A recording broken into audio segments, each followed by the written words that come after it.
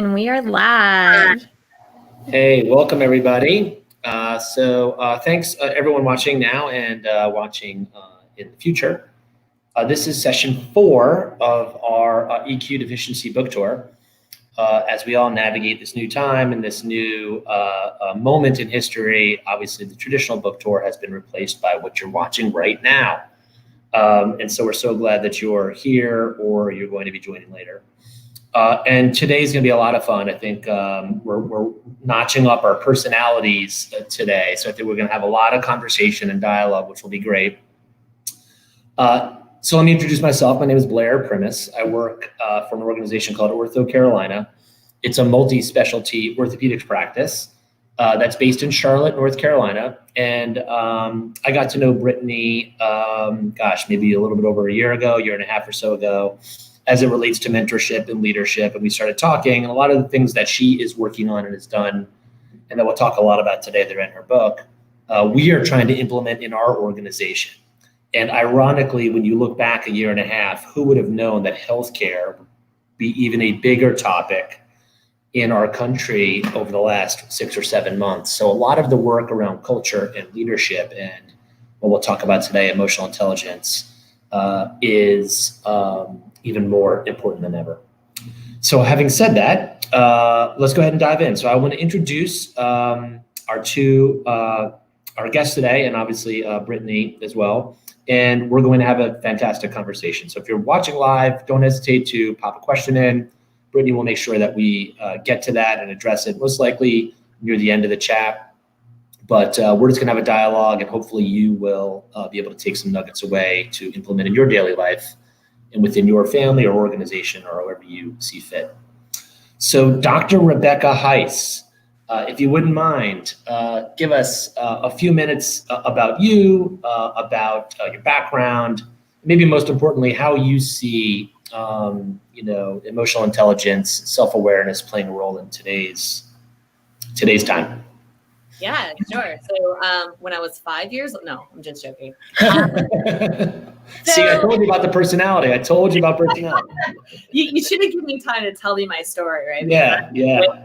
But all of my research is in stress and stress physiology and understanding our behaviors from an evolutionary perspective. So why we behave the way we do when we're stressed out, right? When we're not our conscious cognitive selves. And so I think that's relatable to emotional intelligence and self-awareness, because we don't see ourselves the way we actually are. And it's really, really important that we know who we are, because we're not as good as we think we are, and we're not as bad as we think we are. But in order to be our best selves and our strongest leaders, we absolutely have to know who we are. So I'm thrilled to be here today. I am super, super excited to help Brittney with her book. I think this is amazing. We need more EQ leaders. This is by far, self-awareness is the number one quality that you have to have in order to be an exceptional leader. So like, independent of empathy or compassion or any of the things that make great leaders great, it's knowing where you are on those scales that actually allows you to fully. So. That's awesome. Yeah. That's awesome. Great. All right, Brittney. So tell us a little bit about yourself, and per my usual question for you, and if there's a new audience today, tell us why you wrote this book. What was the passion behind it? Why now, and what your opinion on it all is? Yeah. So thanks, Blair. And thank you, Rebecca, so much for joining us today. I have to admit that I have a girl crush on Rebecca, because her and I met, oh gosh, it's been some time now. But when I interviewed her for my podcast, I was like, your energy is amazing and I love what you do. And she just rocks it as a speaker, and she's just amazing. So yeah, girl crush. And I'm super excited to have her on again. So the reason that I wrote the book is because, for years I struggled with anxiety, and I was diagnosed with generalized anxiety disorder. And I just thought, well, I've had this my entire life. It runs in my family. So I guess I'm just stuck with it. And it wasn't until I went to school for psychology and was in a positive psych class and learned about mindfulness that I started to practice things like breathing techniques to regulate my sympathetic nervous system, and, how thoughts create our reality, and how our thoughts create also these chemicals, neurotransmitters in the brain, and how that affects us. And so I just continued to take a deep dive and go down the rabbit hole in regards to psychology, emotional intelligence, the mind-body connection. And that is one of the many reasons why I wrote this book. And the way that I structure the book is very different than a lot of your books on emotional intelligence. It doesn't just tell you what is emotional intelligence, how to identify it. It really pulls out common problems that we see in society today and think, oh, well, that must be a terrible person, or how could anybody do that?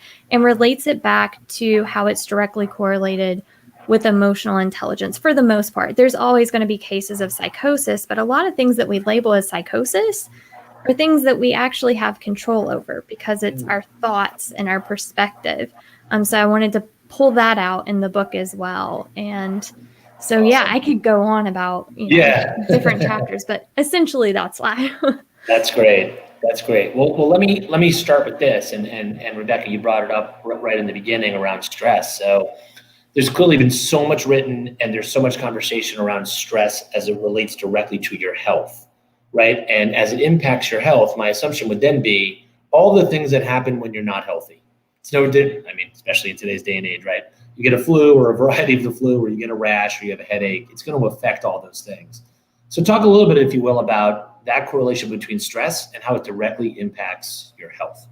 Oh my gosh. I don't even know where to begin with that, because talking about stress, when we're talking about elevated cortisol levels. Now, cortisol in and of itself, it's not bad, right? It's there to protect you for short-term cycles, which is what we're used to, like to get away from a tiger. Right. Right? Like that's what our bodies are built for, is this ancestral times when we had a predator to escape. Excuse me. The problem is, in modern society, we're getting triggered constantly. And so our cortisol levels keep going up, and there's nothing to bring them back down unless you're actively engaging and saying, I'm going to do the breath, right? I'm going to slow down. I'm going to activate my parasympathetic, and adjusting our brains to the modern world that we live in, because our brains aren't built for this world. They're built for a dangerous, scary, sparse environment that we evolved to be in. So, unfortunately, what's happening is our cortisol levels are staying high. They're never going back down. So we're having inflammation as a result. We're having cortisol actively lowers your immune system, because you don't want your body fighting all these diseases when you're trying to escape. You got to run. Right. And it messes up with your digestive system. It shuts down your digestive system. You don't want to have to be processing it. It shuts down your reproductive system. You don't want to be getting excited about somebody when there's a tiger chasing you. These are all these things that actively shut down under stress. And they don't need to be shut down in the modern environment, but our brains don't know any better. They're just there like protecting us. And so we have massive influx of problems digestively, reproductively, overall immune health as a result of higher levels of cortisol. And that doesn't even begin to get the emotional expense, of having an increased anxiety, which we can go down that line. So that's so important, right? Because you oftentimes hear people say, God, you seem so stressed out, or you seem like you've been under a lot of stress lately, or God, I feel a lot of stress in what I'm doing. And really, stress is just it's almost like a replacement word for I'm not feeling normal, or I'm not feeling healthy. It's so true. And it's one of those things that I tell people, we're so dismissive of it. We're like, oh yeah, I'm stressed. Yeah, me too. And it's like, no, that's not good. Stop, right? Like, you're stressed? Oh my gosh, what can we do? This is a major, the NIH calls stress the epidemic of the 21st century. It's a major issue, and it's costing companies and people their lives. We're certainly just, oh yeah, I'm stressed too. Whoa, pause. This is not normal. And we're so just swimming in the water of stress that we don't recognize that we're in it. Right, which is I think it's like when people say, "How you doing?" You're like, "I'm busy." It almost now becomes like the normal response to say something, but it's almost become just so commonplace part of the general just nomenclature that nobody really, to your point, says, wait a minute, why are you stressed? That's not a good thing. It's going to have effect on your diet and your reproduction and your health and your very, very, very important. And ironically, it shuts down all the things that you need to be doing, right? Like, I don't have time. I'm busy. I don't have time to work out. I don't have time to eat right. I'm just going to eat more sugars and fats, and that's going to compromise even more. Even more. It's a nasty cycle that reinforces itself, and actively break out of that. So right. So give me your take then on how this affects leaders. How do leaders not deal with stress well, and what does it do to their teams? Oh man, where do I begin? So we just look at the stress response, right? The fight, flight, or freeze response. We've got leaders that engage at this subconscious level. You stay locked in your subconscious, right? Because you're not processing anything cognitively. You're not slowing down. Your brain acts instinctual, right? Because they're like, don't think about the tiger, run away or fight it. So we have leaders that either flee, right? Like they don't want to deal with it. So they're short-sighted. They don't engage in the problem. They don't value their team. They're just like, well, let's do something else, right? Let's go over here. So they're avoiding the problem. Their flight response comes in. They're fighting it. Their ego takes over and they're like, this is the solution. We'll only do this. This is how we get through it. And they shut down their thinking. They kind of have tunnel vision. I'm just going to prove myself because that's what I need to do right now. I need to show that I'm valuable. That's kind of the fight response. Or the freeze response. They're like, I don't know what to do. I'm not sure. So I just am going to stop communicating with you, right? Which is the exact opposite of what the team needs, right? If you think about it. They want a leader. Right? Yeah, you're on an airplane. You're experiencing turbulence, right? The last thing you need is not have the captain come on and come because you're like, what's happening? Right. And then your fears go to the worst place and your cortisol levels raise even, and now your team is stressed out and you're getting this, effect that's building on itself instead of saying, communicating, this is your captain speaking, right? Clear, calm. Here's what we don't know. Here's what we know. Here's what we don't know. That's okay. Right, because it's honest. It's still honest feedback. You're not lying. Exactly. Right. Like, this is what we don't know. Here's the actions that we're taking now. And that allows for input, right? Here's what we're doing. It may not be the right course, but this is the action we're taking. Now you know. So now it's like, oh, okay. I'm on the plane, but we have a course of action, right? You're experiencing some turbulence. We've contacted control. We're not sure how long we're going to be in it, but we're looking for some smooth air. Instead of great analogy. Right? It's a great analogy. Yeah. So Brittney, tell me, in your book, you talk a lot about self-awareness, right? So how do we connect the need for there to be self-awareness in leaders and the fact that there seems to be a dearth of it or a lack of it directly related to this issue, which is they either react the wrong way or, maybe not the wrong way, but they choose one of those three paths that Rebecca talked about. And at whichever way they chose is most likely not the right one because they lack that self-awareness. So tell me your thoughts on that. Yeah, so there's a couple things that stuck out to me. And one of those that I want to bring up first is the old school mindset of I'm not emotional, yet they feel like those types of emotions like anger or leading through fear is appropriate. That's not emotional. That's just me being dominant and taking control as a leader, but that is also an emotion. And the thing with when we are in that stress state is our rational brain checks out. So, they want you to think rationally. They want you to problem solve because when you're in that state of stress, sometimes that's what you need is a solution to a problem. And so I talk in my book about the mechanics of the mind and how self-awareness plays into that, because if we can be aware of our triggers and we can prepare ourselves in advance, then we can practice those techniques like breathing or thinking about when this trigger happens, how am I going to respond to that? This is how I would naturally respond. We can think in advance because it's not like the tiger coming out of the woods behind our backs that we're not aware of.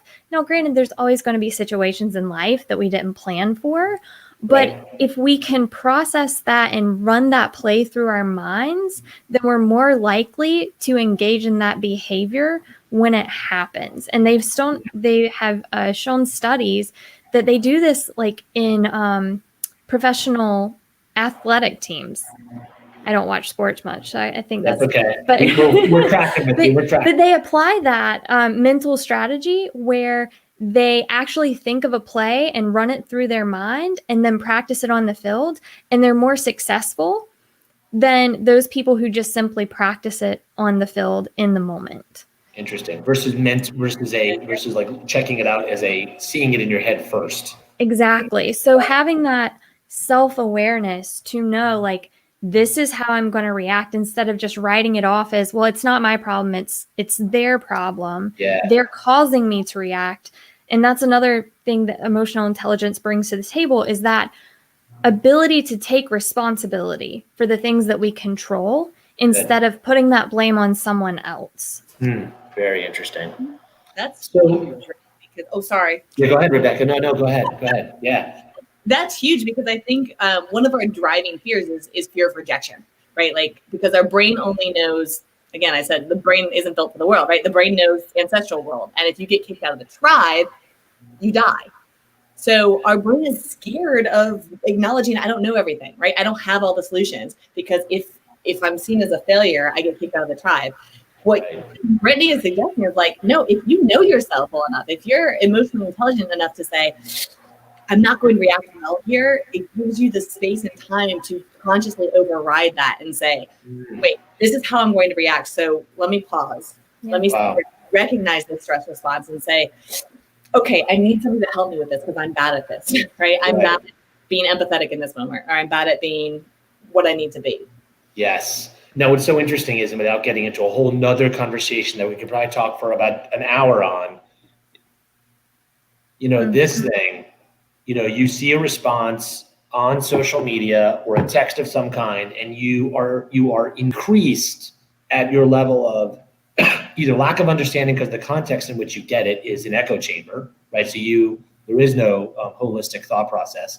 It comes in, and so you even take less time to do what you just suggested. You see it and you react, as opposed to being like, okay, I'm not going to react well to this, and let me put it down. But you physically can't stop yourself from, By the way, that's how I text with the two thumbs. So it's interesting because, Rebecca, why do you think? Well, let me ask you this way: has it increased over time? Has the stress and anxiety of society gotten bigger?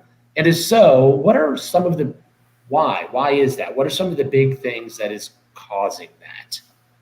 Yeah, so I don't think our stress has increased over time. Pause. Hard stop. I think our lack of interpretation of what's happening has exacerbated the stressors in our life. So we live in a much safer, more abundant world with information at our fingertips, which then becomes, oh my gosh, I've got information at my fingertips, which then increases our stress because we haven't managed our stress. We have an exorbitant amount of technology that makes our life easier. But I mean, I'm going to show you my messages right now. Like, I'm going, oh my gosh, I've got all those things I need to process, and we're treating them still like tigers. So I think, in fact, we shouldn't be as stressed, but we are, because we're not engaging and being intelligent about the way we engage with technology. Like, I look at Facebook and I see 8 billion people, 1 billion people that I'm connected to, and I'm engaging and comparing myself to, instead of seeing the 100 people in my tribe that I would have seen. So I think, while technically our stressors, for the most part, have gone down for most of us in this world, we haven't processed it properly. We haven't become emotionally intelligent enough to handle those stressors in an appropriate way. So our cortisol levels are actually shooting up higher. Yeah, that's so interesting. I'm going to add to that, if that's okay, Blair. So another thing that I think about is, whenever we have so much abundance, the small things we allow to stress us out that shouldn't stress us out. It shouldn't stress us out that we don't have a certain number of followers. It shouldn't stress us out that we only have a few likes on something, or that, I don't know, they left out something of your takeout order, the things that irritate you, or the clothes on the floor, or the dishes in the sink. But because we are so fortunate in this country where we live, we don't have anything else to compare it to, unless we have experienced like trauma or great loss or, anything like that. So that's why when people have these traumatic experiences and they reflect on their life, they're like, wow, I was stressing over nothing. And now they appreciate it. And I was telling my husband this, a few of the relationships I was in were not great relationships, but I appreciate him so much more and I don't take him for granted because I understand like what I actually have that I probably wouldn't appreciate it before. And I think that plays into awareness, but I think it's also expanding our perspective and really being present and mindful in the moment and showing that gratitude. And we're so focused on what we don't have, we don't think of what we do have. And I think that adds to that stress that Rebecca was talking about. Huge. I think that's huge, right? Like our brains are so focused on the negative, right? Because the negative are the things that can kill us. What we don't have. We don't have this. We don't have that. That could kill us. That could kill us. I was 5 minutes late today to something and I was like, it's like, right. Whoa. And because those are automatic negative thoughts, those are referred to as ants, right? Automatic negative thoughts. And they're running our lives. If we're not pausing and substituting in some gratitude, like our brain is constantly going to here's the worst case scenario. Here's the worst case scenario instead of what's the best case scenario? Right? Absolute best. Oh, I'm 4 minutes late and now my coffee is going to be hotter instead of cold because it's fine. All right. Yeah. It's so interesting. So I am terrible at this, admittedly, and I will end a meeting and start another meeting and then do that multiple times. And I look back on my day and I actually might not be able to remember an individual moment of the day because it was just one thing to the next. And what's really interesting is that now that we're all on screens, I'm almost even more prone to it because there's no commute time. There's no walk between meetings. There's no, walk to go get a cup of coffee with your colleague. You just literally, you chock-a-block these things together. And so it was so fascinating. It's a very old interview, but it was Charlie Rose and Bill Gates and Warren Buffett. And Bill Gates was giving Warren Buffett crap that he has a little black book that he puts his meetings in. And he asked him to open it up for the day that they were having the interview. And it had no meetings in it, nothing in it. And he's like, how on earth can you have no meetings today? He said, well, because I was mentally preparing for today's interview. And I thought to myself, like, wow, what amazing discipline, but maybe more importantly, self-awareness to know that he needed to be prepared for the conversation so that he could reduce his stressors if needed. He could adjust accordingly. He could think about his responses. He could be more present, if you will, without being busy. That's so huge. And I think we place this value on busy.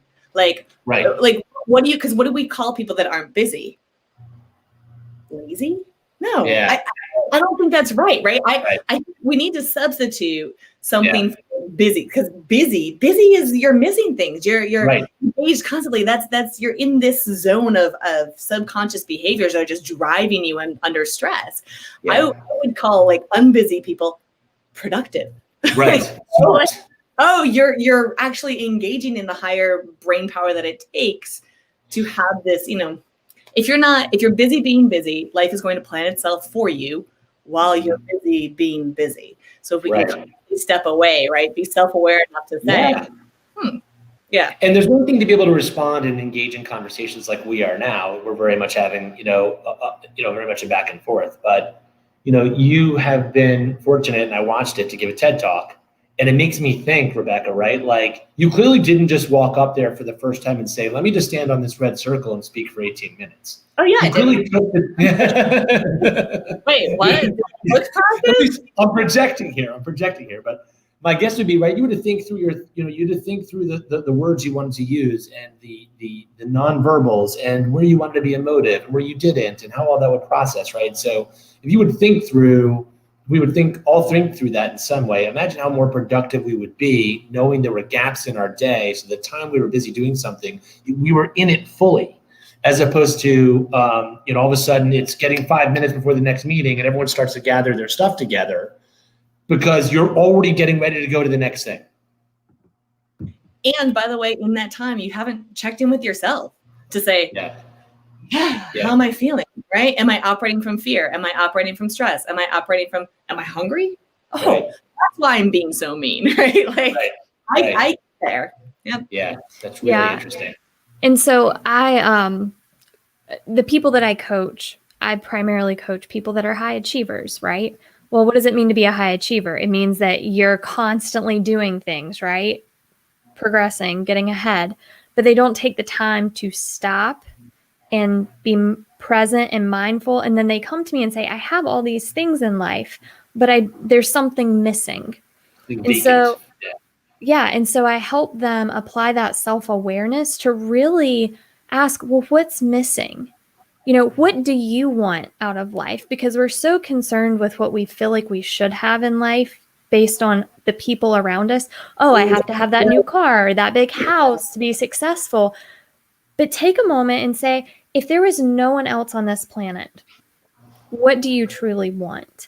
And if all those things were gone, how would you feel? Because if all those things were to be gone, and you think about these millionaires who, in 2008, 2009 committed suicide because they lost it all.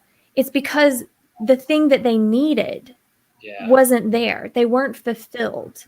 And so I think that's so important to have that self-awareness to say, what do I really want in life?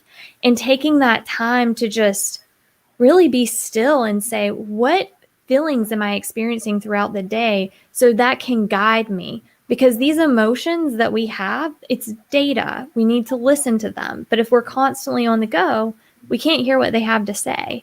And so they just manifest in a negative way. It's so powerful. I'll tell you my favorite question to pose to people. And I think it's been posed before and I should know this attribution, but I don't. So forgive me, people. We can look this up afterwards. But what would you attempt if you knew that you could not fail? I hate saying, because what that does is it places failure as like the biggest thing, the biggest loss. So the reframe of that is, what would you attempt if you knew that you would fail and it would still be worth it? Most people have no clue how to answer that, right? I mean, that's Brittney. What you said before about coaching people through that is so important. I remember taking a random vacation, like I was in my early 20s and I was like, I'm just going to go down, backpack. I'm going to go to Puerto Rico and I'm going to do whatever I want. And I got there and I had no idea what to do. Wanted, right? Like I heard I should go hiking, right?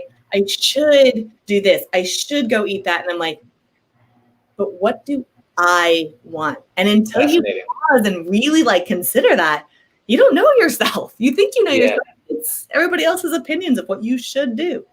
Wow, it's fascinating.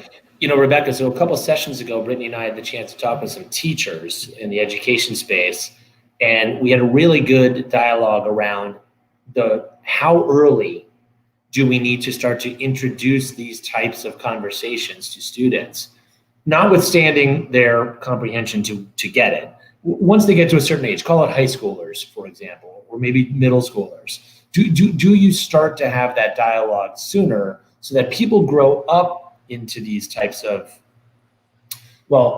they become more of a complete person as they become more of a complete person, as opposed to we're now, especially me, the old guy on the call, having to look back and say, man, if I would have been able to do something back then, talking to you guys and reading books and knowing what I know now, imagine I would have known that when I was in my 20s, or quite frankly, when I was deciding where to go to college, or maybe when I was in middle school.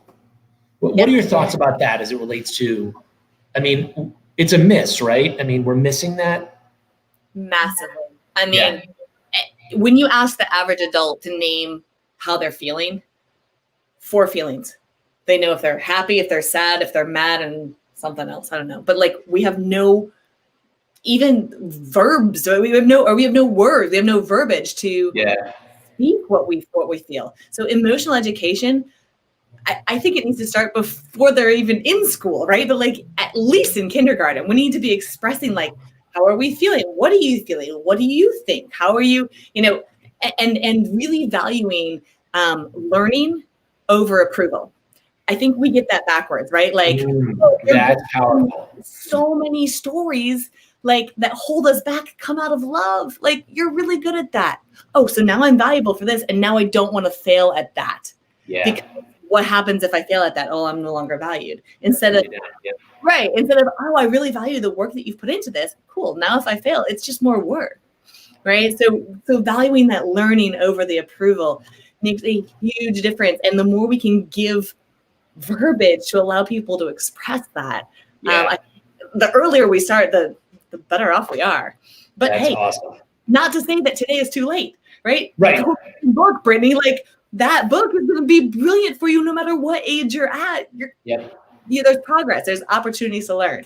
That's the great thing about the brain. It's always growing. So that's great. That's so great. And so, Brittney, don't you think that would have been so poignant in our previous conversation, right, around that approval over, learning over approval? Yeah, 100%. And I talk about in the book, like there's several sections that talk about young kids and the paradox there, right? Like, who's going to teach the young kids? Because if 90% of people lack emotional intelligence, who's going to teach it? Is it responsibility of the teachers, the parents, the priest, or whatever religious organization or affiliation you have? Because at the end of the day, no matter what your title is, we are all people. And so if we haven't developed that for ourselves, then we can't teach it to other people. And we learn through modeling of behaviors. We can set rules and regulations all day long, but if we are not modeling that behavior, then it's not going to be ingrained into the child or the employee for that matter, right? And so one reason that I added an example in the book of traditional parenting versus emotional intelligence parenting is because a lot of parents don't see the missed opportunity there. They're not really doing anything wrong per se, but they're missing so many opportunities to create this emotionally intelligent being, and they're missing it. They're missing the cues. One of the stories I use in the book is a little boy sitting on the bleachers with his dad, and the dad notices that he's restless. And there's a group of kids playing near the bleachers, and the dad encourages him to go play. But the dad doesn't pick up on the cue that the little boy is reluctant to go, and he's clutching his baseball. So an emotionally intelligent parent would say, I see that you're restless. Would you like to go play with the other kids? And then that way you can kind of engage with them and get to know their feelings and work through that with them. At the end of the story, as you read, Blair, they got the same results. The kid ended up playing with the other kids, but one was forced and it ended with some crying before there was a forced apology as well, right? Be polite. Where the other one was, you didn't have the crying, right? You got to talk through the situation. What are your concerns? Are you afraid they're going to take that from you? Well, what if they played this way?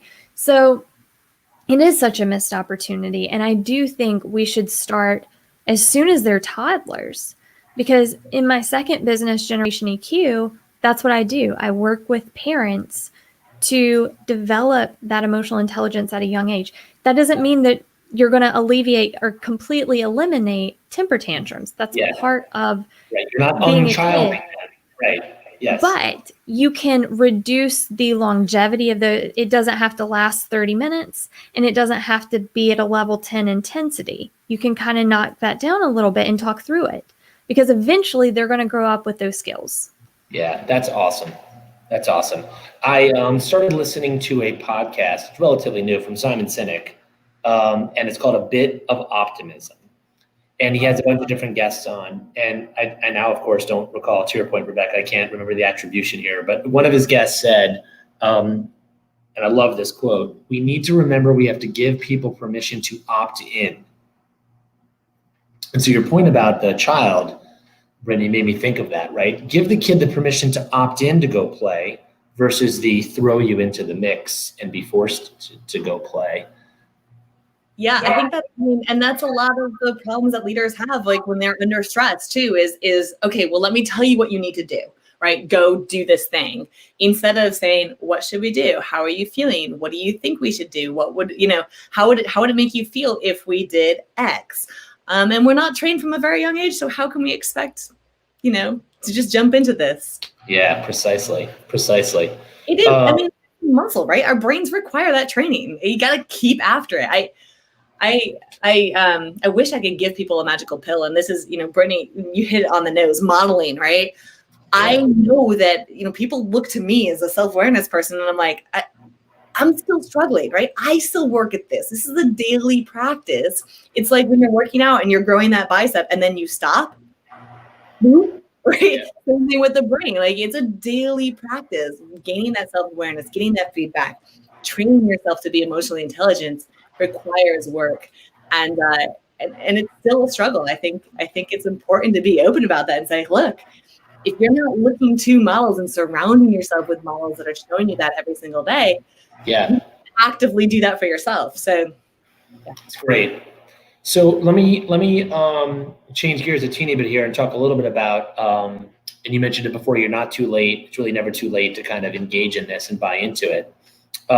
Having said that, how do generational differences affect some of these types of conversations, where there might be a generation, I'm stereotyping here and I apologize, but there might be a generation above us, above me, that is come from this is how we run a company. This is what a corporate structure is. This is how we were taught to lead. This is et cetera, et cetera, et cetera. And you bring ideas and concepts like this to those leaders, and their rejection is, oh, that's touchy-feely. That's soft. That's, is it going to drive sales? How is it going to help with revenue? And while that's a longer arc to how it helps with sales and revenue, as we know, Rebecca, how do you deal with generational gaps like that? What ideas, techniques, topics, how do you address some of those generational differences when it comes to the understanding of emotional intelligence in a workforce, or maybe, honestly, in a large family? If there's a matriarch or patriarch that is dominant, how do you address some of that? Two things. I think starting by acknowledging their truth, right? Nobody's going to buy into your truth until you acknowledge and accept the truth of someone else, right? So like stepping into their space first. I use a lot of yes and improv in my work. So like, yes. And have you seen what this company is doing over here? And I'm curious, like, why do you think they're getting the results? Because they're doing all this mushy, gushy, soft stuff. This is interesting, right? So approaching with curiosity, stepping into their world, accepting their truth first.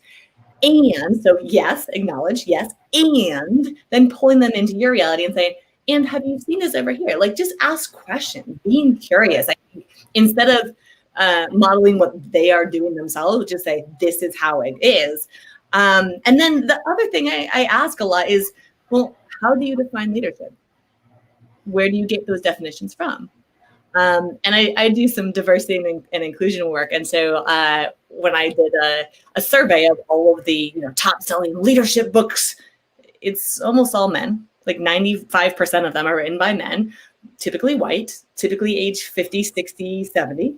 And nothing wrong with that. There's a lot of really good books in that category. Right. And if you want to see this next generation, this next level, like as women have moved into the workplace, as we're recognizing that there is more than one voice in the workplace that we probably need to listen to, that can get results that are here, not here. Yep. Well, okay, then we need to consider perspectives that are outside of our own.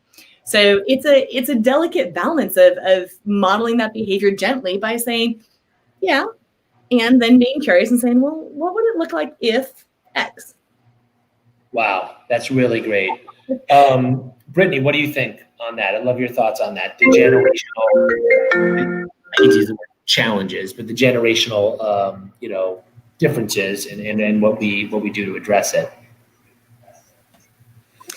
Yeah, as we were talking with Joshua Freeman last session, he did some research and he had some white papers on emotional intelligence throughout the generations, and that in terms of emotional intelligence, one generation is not necessarily more emotionally intelligent than another, right? We all show up differently. But within the workplace, I do see that older generations are more about the hierarchy. You don't go directly to me if you're a newbie. You need to go through the chain of command. And I think that's what we need to look at. Ask the questions, well, why do you feel like it's inappropriate for me to reach out to you? Because I think that plays into emotional intelligence as well, right? Because of the whole self-awareness of why do we act the ways we do? Because it's social norms. And asking those questions and break free of those social norms, because I feel like that's what's holding us back, are all these social scripts that have been passed down throughout the generations that we see as inappropriate. Well, it's only deemed inappropriate because that's how we've labeled it. So stripping away those labels. And I don't know if you saw my post last week, but I put a teddy bear on the screen and had all the stuffing out of the teddy bear. And it's like, we need to reevaluate or redefine the fluff, because that fluff is what fills us up. It makes us who we are. It makes us whole. And when we strip that away, we're nothing, because we buy on emotion. We make decisions based on emotion. But people don't like to think about that, right? Everything that we do is based on emotion. We would just be an empty vessel if we didn't have that to guide us. Yeah, emotions are chemicals, right? They literally change the way your body responds and is structured and and shows up. Like, your emotions show up here and here and here, and like actually physically change your body as well. So it's much more than just gushy feeling stuff.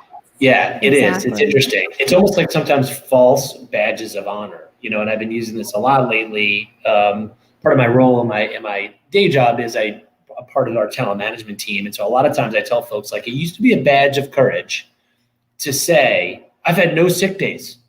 I've taken no sick days. This is amazing. I have 300 million hours of PTO. I've taken no sick days. It's funny because today it's almost the opposite. If somebody sneezes in a room, everybody stares at you and you're like, go home, take sick day, get out. And so it's ironic how what used to be a badge of honor a generation ago, of you would go to work, even if you were, bedridden, you would still get up, still come to work. How different has that now changed simply because of our environment? It's almost now waking people up to say, it's okay to know that while you are in a leadership position as a manager or as a hierarchy, you still might need to learn the tools and skills to be an effective leader in the position you're in as a role model. I love the angle that this conversation has gone, because what I would add to it from my layperson's perspective is that to me is sometimes where the gap is, that generationally, they don't see it as an opportunity to still learn. They see it as, I'm now set in my way, I'm done learning, and I'm just going to keep doing what I do. Whereas the people that come behind them are like, oh, if I'm not good at that, I'm going to go find someone who is and add them to my team. That's huge. We're so scared of showing our flaws. And this is, I often will tell people, what's your soft underbelly? Like, show me that. Mm-hmm. Show me where you are weak. Not because I want to operate build you up from your weaknesses. I'm a big fan of operating from your strengths, but you need to know what your weaknesses are. Right. And you need to share those, because if you know what they are, that's a great step. But if you know what they are and you push them down and you hide them, now nobody can help you. Whereas if I say I'm a terrible singer, I know that, and then I say, la, la, la, right? Now you guys know that too, and you're like, okay, next time when there's caroling, let's just go help Rebecca. Right. Great. Now I've got a team that can cover for me. It's the idea with Steve Jobs, who I love to pick on. Brilliant leader, zero empathy. Yeah, zero empathy. He knows it, right? He knows it. He's emotionally intelligent enough to recognize that he has no empathy. So what can he do? He can now surround himself with a team that is highly empathetic, that can communicate that empathy when it's needed. But if he's unwilling to demonstrate that this is one of my weaknesses, he never makes it as a leader. Yeah, that's such a great example, right? I mean, he's maybe one of the iconic leaders of our time, right? And how that all plays out. So Rebecca, tell us a little bit about your book and what's going on with your app and how we can use some of that in our daily lives. Give us a primer on that. Yeah. So my book is coming out this April 27th. Awesome. Ooh, nice. Instinct. And it is about these 7 instincts that helped you to survive for 200,000 plus years, and today are completely mismatched for this modern environment and actually hold you back from being your most productive, happy, successful self. So really, really excited about that. That's great. Yeah. And I'm also just launched an app, which is so exciting. Yeah. So the app is like, it's called Icuity. So ICUEITY, Icuity. And Cool. the idea behind Icuity is it's kind of like Yelp for you. So it's a 360 review that's continuous, ongoing, walks you through levels of leadership to say, all right, first level of leadership, I need to be mindful, right? How mindful am I? How grateful am I? And you can measure your traits, rate yourself very simply and easily, 3 traits at a time, sliding scale 1 to 10. Like, how funny am I? Turns out, not that funny. Learned that, okay? Hard way. But we disagree. I mean, I appreciate that. So I'm going to tag you next time I use this app. You rate yourself, then you send it out to your friends, family, colleagues, whomever you trust who know you. So you can start to see how the world sees you, because they will rate you anonymously over the course of a week. That poll gets dripped out to them. They rate you on those same traits. And now you can see where your gaps are. So despite the fact that I think I'm really funny, I'm not as funny as I think I am. And that's okay, right? Like, I don't need to be Jerry Seinfeld. Like, that role is taken. That's great. I don't need to be a stand-up comic. But I need to know that, so I'm not trying to lead with something that's not an actual strength of mine. So that's how it works. That's awesome. Tell me how you came to think about doing that. I'm always curious as to, I hang out with entrepreneurs, and I'm always like, that's awesome. Now, how did you get there? I mean, there's a couple things. One, I'll tell you the long form, and it took me a while to realize this because I super suppressed it. But when I was little, I loved speaking publicly. Like, I loved it. I was in the 4-H. I had like this whole little shtick, and I can tell you the opening line still. Like, I talked about horse jumps and this and that, and I was really good at it, right? And I made my city, and I like beat that competition. I went on to states, and it was a big deal. And then I got scared because I didn't want to fail. And I wasn't totally confident that I was as good as I actually was. And so I just stopped doing it. And it took me, 30 some years to come back around to doing that. Yeah. Because I wasn't sure how the world saw me. And I wasn't sure if I was just getting built up or if I was actually good at something. And then the opposite is true, right? Like, I had my sister-in-law, who unfortunately has passed, but she was really good at sort of like telling me straight up, you're not that good at this, right? Like, wow. And we all need people like that in our lives to keep us honest. But she was brave enough to sit in the discomfort together with me to say, maybe that's not your calling. Like, maybe you need to reword that. You need to work on this. And we typically don't have people in our lives that can be that frank and honest and have those uncomfortable conversations. So I thought about that and was like, man, everybody needs a Kim in their life, right? Like, everybody needs somebody who can sit them down and very honestly and openly say, this is where you're really, really good. This is where you could probably use some work. And wouldn't it be great if we had 50 perspectives of that? Wow. So anyway, I love awesome. We have a 360 review, and I wanted to make it more accessible to not just leaders, but everyone. So yeah, and I love that for 2 reasons, right? And it gives you an instant trigger to be able to say, oh, there it is. I've been given feedback over a period of time that this is something I'm not either good at or I'm very good at. And 2, it breaks down the old idea of like, oh, it's my annual review. I sent out a 360. I captured 3 paragraphs of information, and it sits there for 360 plus days. And then all of a sudden you look at it again when it. Yeah. Now you can actually get feedback. Say, oh, I want to change that. I want to do something about that. And then you retest 2 months later when you've put those actions into play. And even if you do nothing, you've gained self-awareness, right? Because I promise you, if I rate myself 10 out of 10 on funny and I get 2s, the next time around, I'm not rating myself 10 out of 10 because I know better now. I know I'm not as funny as I think I am. That's great. Yeah. And that's such a moment of like that self-realization, right? It's such a powerful moment. I'm telling you, her app is amazing, by the way. I'm not even kidding you. I was so excited for feedback. Do what? I trust you're giving me honest feedback. I am. Yeah, good. So, I was dying for this to come out because she was working on it when we had our podcast. And I was like, so when is this going to come out? And then it got pushed back a little bit. And I kept going to her website and refreshing. I'm like, oh my God, when is this going to come out? If anybody that's listening is a coach, especially, I mean, anybody can use this app. It's good for anyone. But if you are a coach and you are looking for resources and tools for your coachees, this is the app you need to get if you're trying to develop self-awareness in them or help them to develop that self-awareness, because it gives so many categories that you can choose from on what to develop.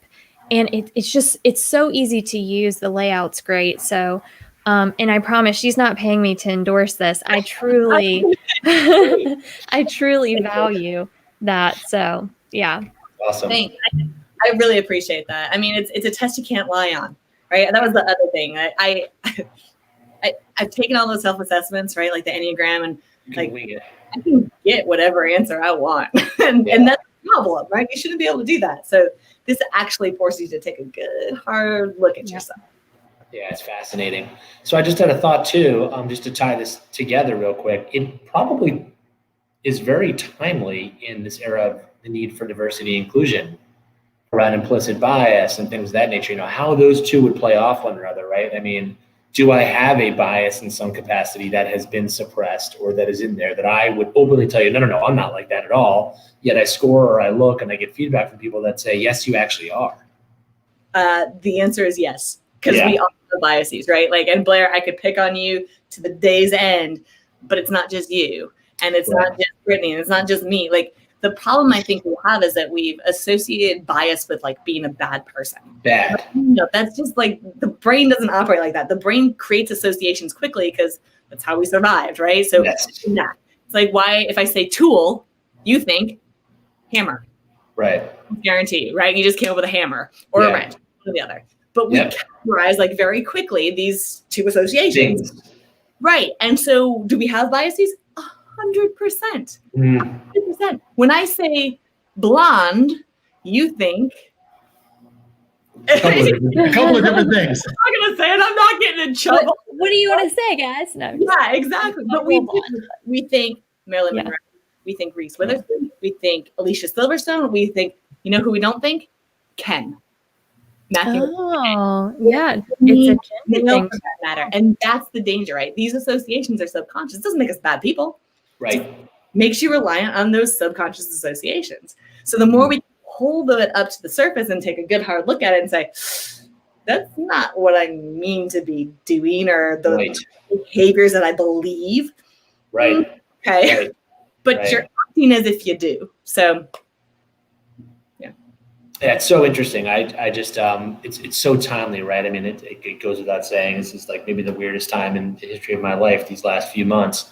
But it's interesting how all these ideas are coming together. And, like we started, I oftentimes am frustrated that leaders or those that sit with the budgets don't give organizations the chance to invest in these types of moments, just like they would any hard asset.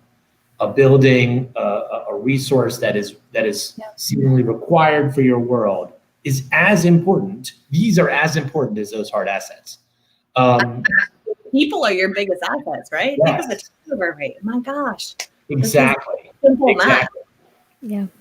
Exactly. So I was just going to say, with a few minutes left here, how do you think about a conversation with folks around investment in their emotional intelligence? And what does it mean? I mean, obviously we can pick up Brittney's book, we can pick up your book, use your app, but how do you globally start to think about, how do people start to identify this is a need to invest in themselves, invest in their teammates, invest in their family, invest in their organization? How do we make it a level set investment? Golly, that's a great question. I think it starts, like with any good sales pitch, right? Finding the pain points and saying, okay, have you ever gone into a meeting like, this is what I'm going to say. I'm going to let them have it. I know this is exactly, I need to really be honest with them, and they're not getting it. And then the time comes and you're like, oof, and you just melt in your chair. Or you say, I'm not going to snap. I'm not going to do it. I'm not going to, and then, right? We all have that. So if we can identify like a commonality, like, here's the thing, we're all going to do this unless we can tap into that higher self, unless we can develop this EQ. Finding the pain points around finance, right? If you're concerned that your company we have to invest in this is going to cost money. Well, what if you don't? Let's look at how much that costs you, right? Because you can see that all the facts and figures. I mean, listen, if we made decisions rationally, then I could throw data at you all day long to say, of course you need to buy Brittney's book. Of course you need to understand like your emotional development. This is a no-brainer because all of the science for 40, 50, 60 years has been supporting this. But we don't make those decisions rationally. So I think it's tapping into like people's emotional pain points, which is, have you ever had that moment where you say you're going to do the thing and then you do the opposite? All right, here's why. Yeah. Fascinating. What do you think, Brittney? How do you think we tops in some of what Rebecca said, how do we get at this becoming an investment in people and businesses and families and in oneself?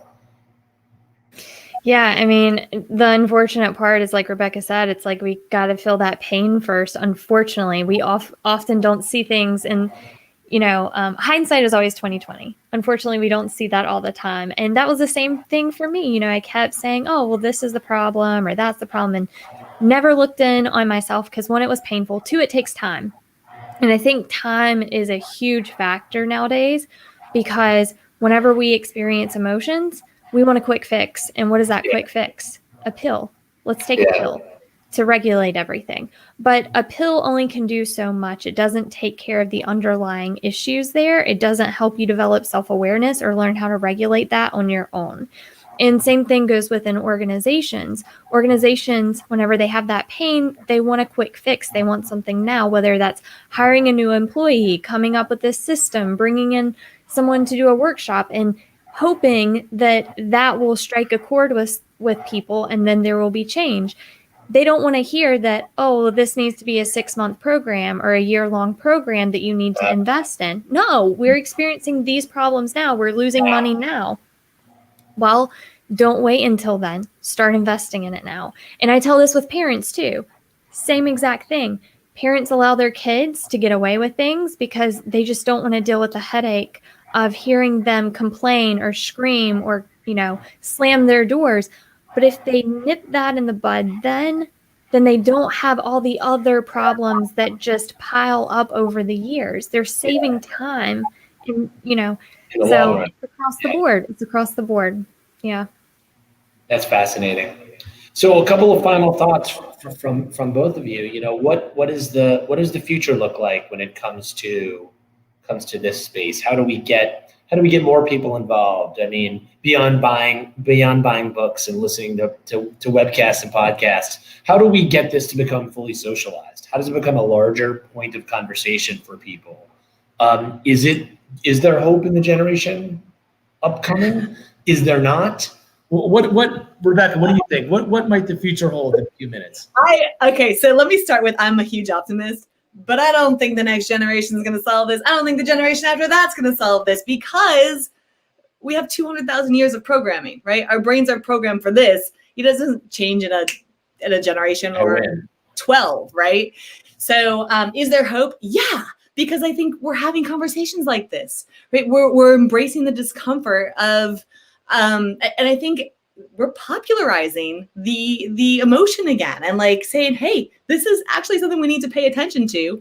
I think the more we're experiencing diversity in places of leadership, the more we're getting that perspective and we're saying, oh, this does matter. This is important. We should consider this opportunity, in a different light. So I'm an optimist. I think we can and will solve this, but we have to continue to have the conversation. And as Brittney so eloquently put, it's not a quick fix, right? So we have to be willing to put in the work and recognize that it is super worth it, but it's a process. I think engaging in the discomfort, like recognizing that this is not easy. It's not something that for the weak of heart, right? So that's a little like play on the, oh, you think you just need to be tough? Try this, because this is really, really tough. Like vulnerability is hard. Oh yeah. Really hard. So yeah, let's see what you got. I mean, playing to people's strengths as weaknesses and weaknesses as strengths, I think can empower an entire generation. And once you get one generation, then you have the teachers to model the next generation, and so on and so forth. So exactly. That's awesome. Brittney, what are your thoughts?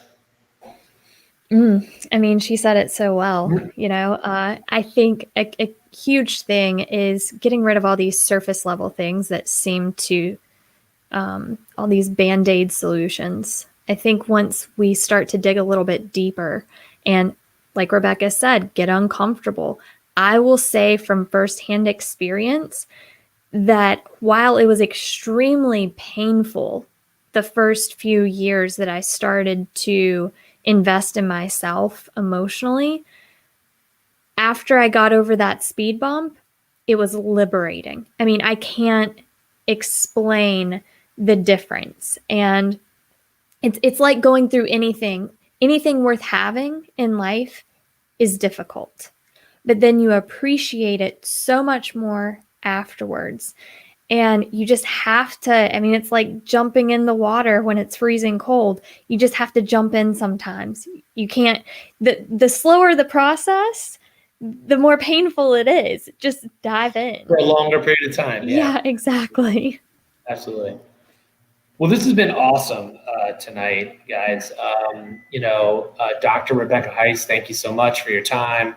Good luck with the book and good luck with the app. Thank you. Yeah, it's been awesome. And Brittney, great to see you as always. Yes.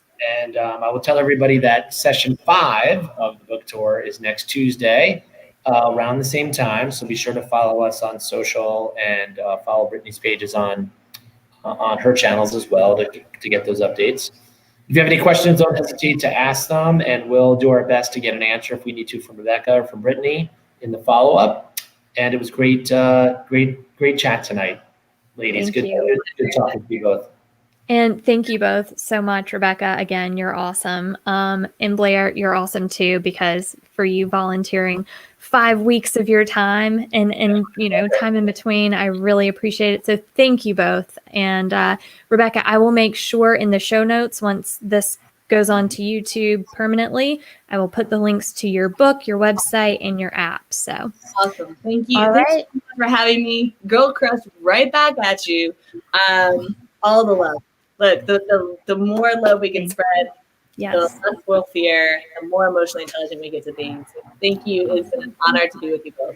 Appreciate it. Thank you. Great time. Good chatting, guys. You guys. Bye.